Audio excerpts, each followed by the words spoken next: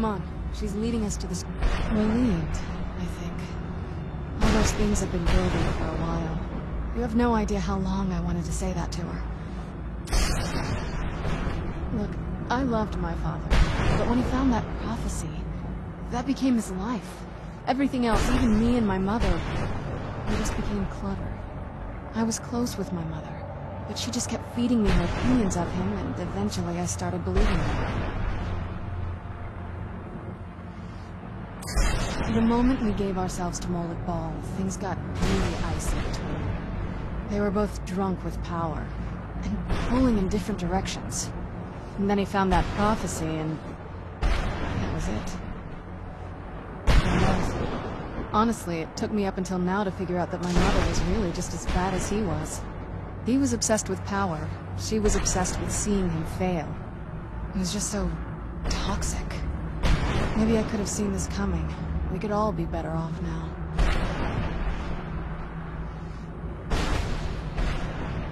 I know that in my head, I just can't help feeling bad about the way things are. Sorry, I know you're trying to help. Thanks. Anyway, we should keep moving.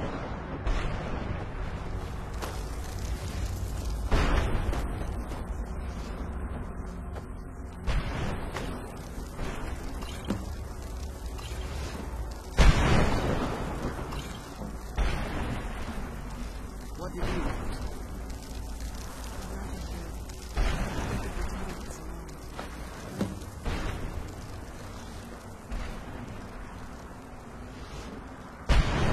I'm glad you're here. Now that you've retrieved the Elder Scroll, you should be on your way. I have no choice. As I told you before, I'm a daughter of Cold Harbor. If I return to Tamriel, that increases Harkon's likelihood of bringing the Tyranny of the Sun to fruition. I appreciate your concern for me, but Serana is all that I care about. We must keep her safe at all costs. Remember that Harkon is not to be trusted. No matter what he promises, he'll deceive you in order to get what he wants. And promise me you'll keep my daughter safe. She's the only thing of value I have left.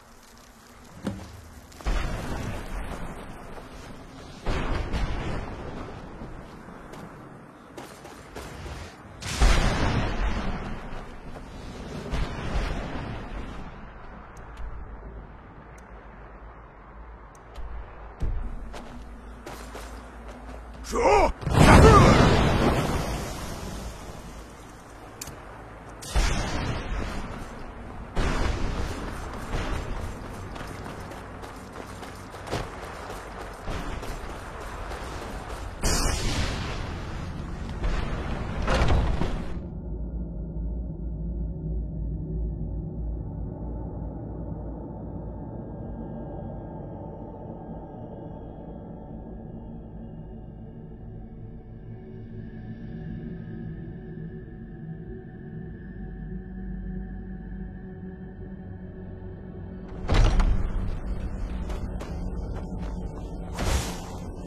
Stay your weapons.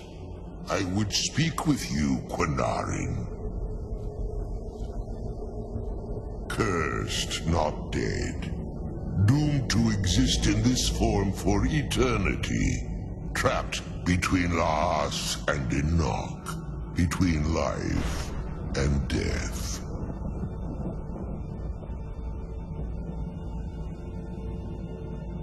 The hostility was necessary.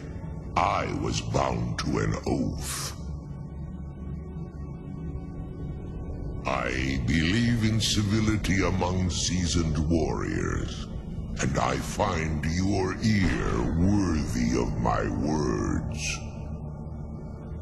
My claws have rended the flesh of innumerable foes, but I have never once been felled on the field of battle.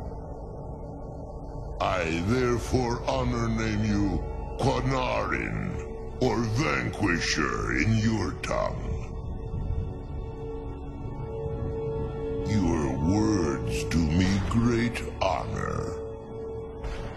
My desire to speak with you was born from the result of our battle, Quinarin.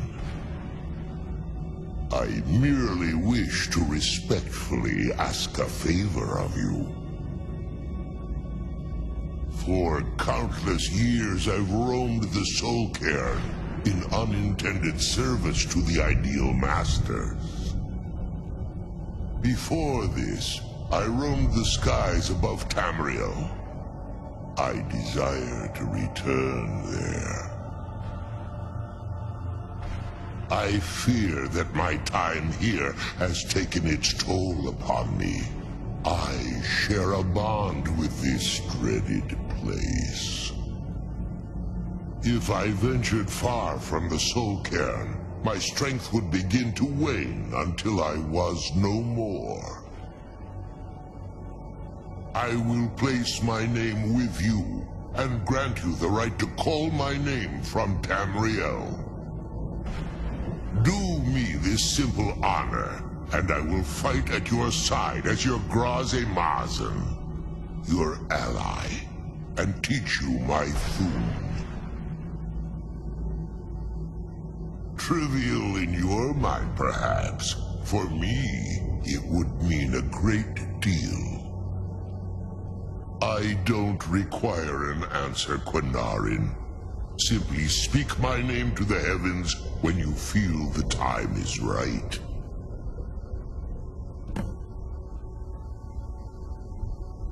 There was a time when I called Tamriel my home, but those days have long since passed.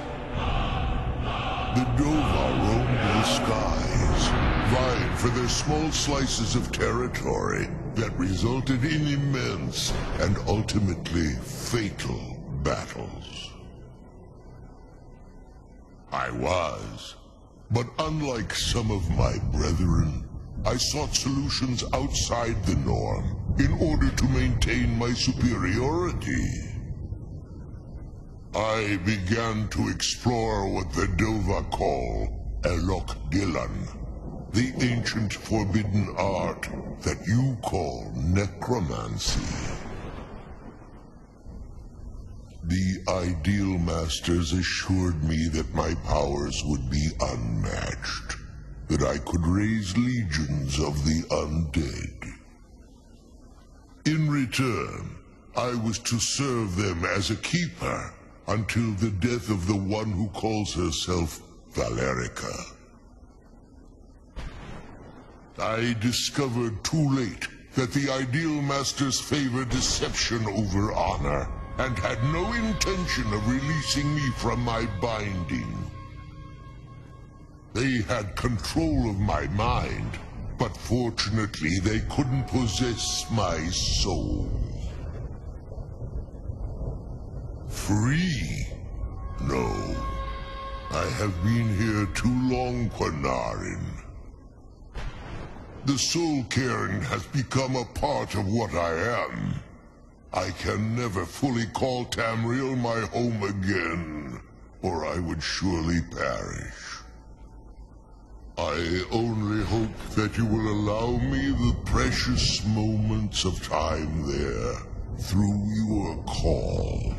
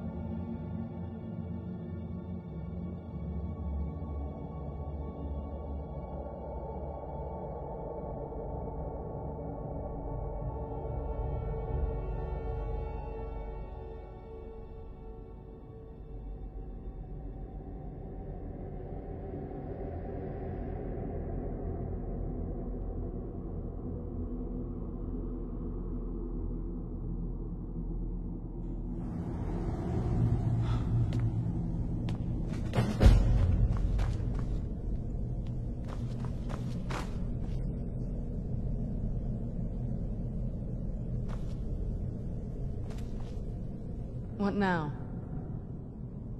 I figured it would be more of an issue for you. Don't tell me you're that naive. Really? Oh, wow. Alright, well... what do you think my father's going to do once we bring the bow to him? Of course he will. But at that point, he'll have everything he's ever wanted. He won't need either of us anymore. You'll have shown yourself to be strong, which means you can't be allowed to just stick around. And I'll be unnecessary once he has it. Not until we have the bow, but you're right. This won't be easy, but we can handle it.